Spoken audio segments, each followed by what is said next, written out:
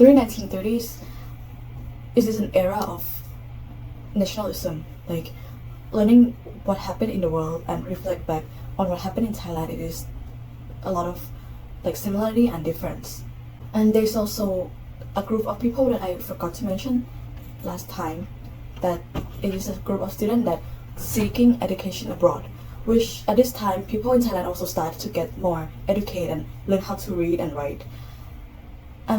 During 1930s, the group of students that went study abroad, they come back and bring in the idea of nationalism. It has had a lot of influence to our politics during this specific of time, and they also bring in like that's the idea of citizens need to have the ownership of our rights and freedom, which make the year of 1932 is the end of absolute monarch and beginning of constitutional era, which I will talk a little bit more about in the research project.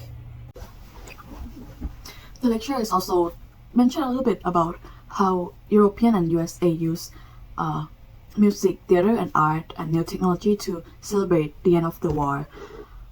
And for me as a film major, I feel like this is an important thing that I want to point out, because it's gonna be a tool that leaders use to influence, and this have a lot of impact on people. In this period of time, the movies start to have sound, and with the downfall of economics, politics, and a lot of not good stuff happening in the world, people watch the film for escapism, especially with Americans that faced the Great Depression. The German expressionism cinema reached its peak. The idea is basically the anti-realism, which kind of like opposite side of what Nazi propaganda film do. I never really think about a film in the real history context other than the technique that the artists use and what it's like, what emotion that it show.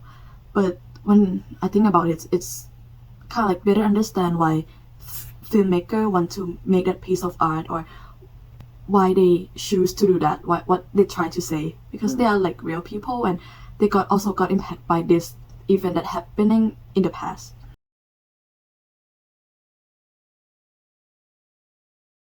Speaking of propaganda, Olympic is also one of them. Listening to the lecture got me curious how Thailand reaction to this, because this is a showcase of Germany, right? However, I didn't find anything about what people thought at all, because broadcasting is not a thing yet in Thailand, and we probably need to wait for the newspaper that needs to be translated in Thai.